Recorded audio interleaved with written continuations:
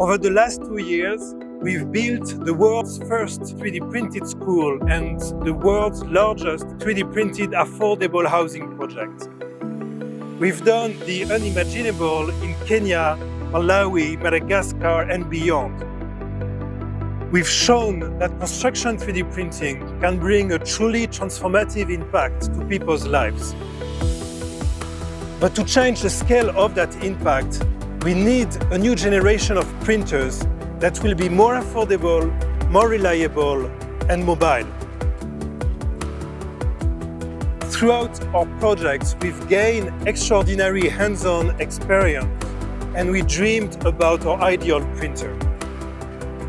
This led us to join forces with PMSA, the largest manufacturer of construction equipment in Africa, and that dream has become reality. Today, we embark on a new chapter where we revolutionize construction 3D printing. 14Trees is pleased to introduce the Iroko, the first construction 3D printer manufactured in Africa. Iroko is ready to build everywhere in the world.